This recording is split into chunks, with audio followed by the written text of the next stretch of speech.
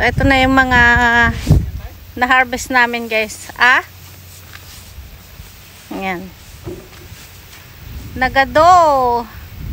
135 na container na tag 450 kilos po ang isang container. Ayan. Ang na-harvest namin sa 3.5 hectares na kalabasa. So, ito guys, napaka-lalaki. Tapos, inaayos namin para mapatong namin ng dalawang patong. Ayan.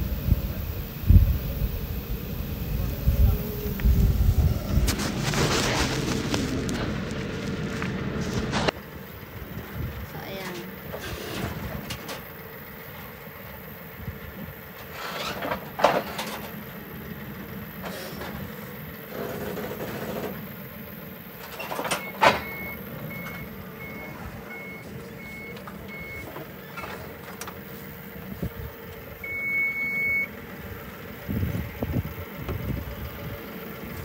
Nagdadakkel ano na karabasa.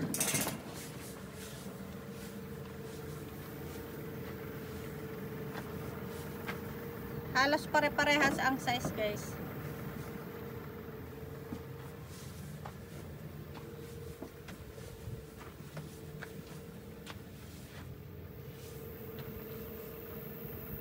Baka mabate ato pagkatay dito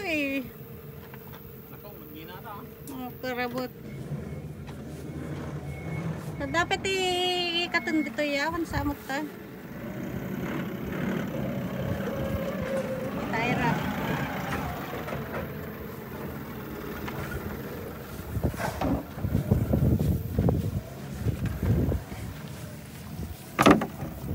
Tairami.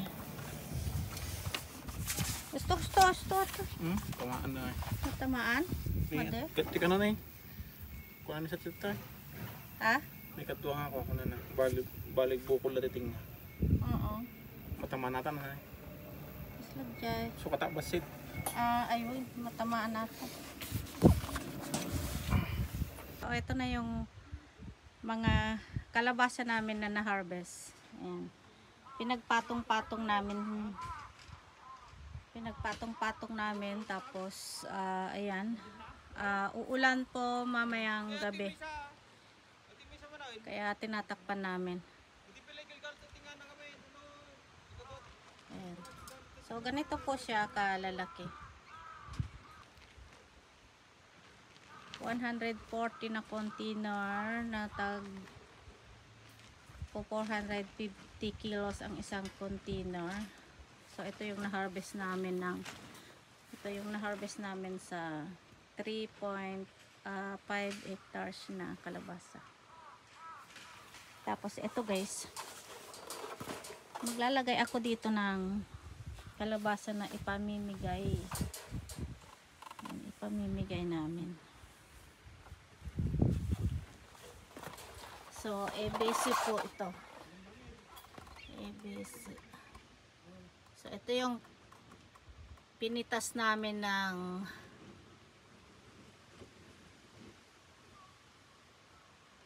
September 20.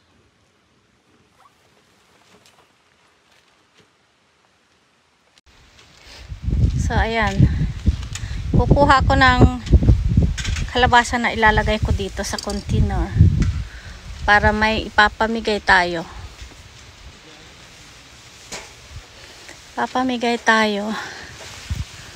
Ayan, kung sinong may gusto ng kalabasa, sa inyo po yung shipping.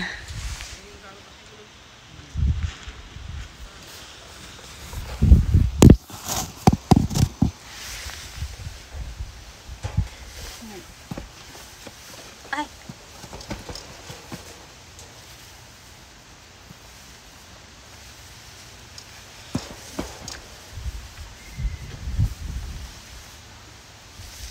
Ayan. So, matamis po ang kalabasa dito sa Hokkaido, guys. Ito yung branded dito sa Hokkaido.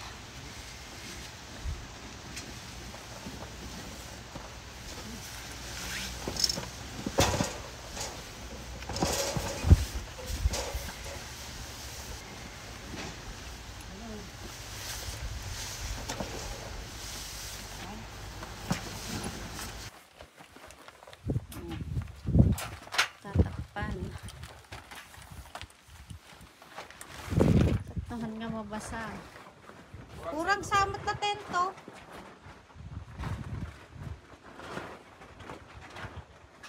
Tapos ayan naman yung nataniman ng trigo.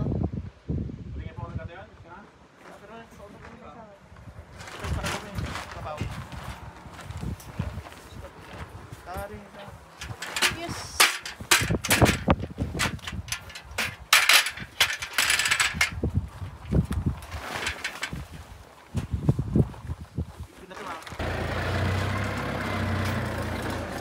Kasta. Kasta. Ah!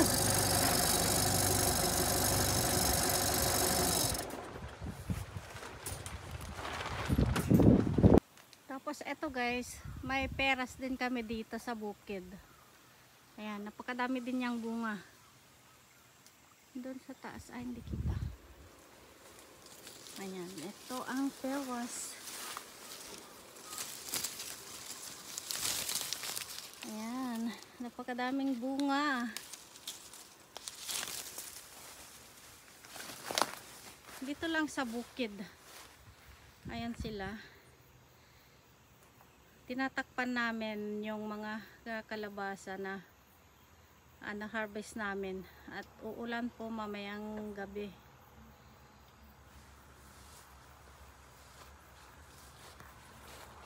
So ito guys, kuha tayo. Sa dami ng bunga, hindi siya gaanong lumaki.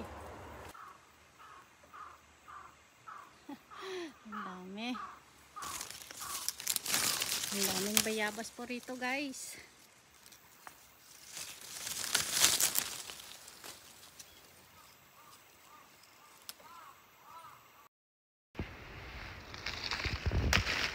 So ayan, napakadaming bayabas po dito. Tapos tukulin tayo datoy. Ayan.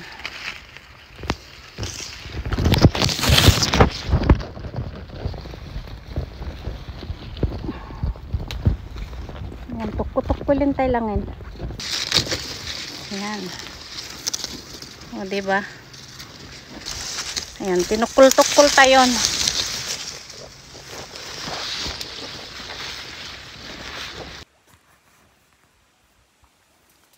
Ayan, magpitas tayo.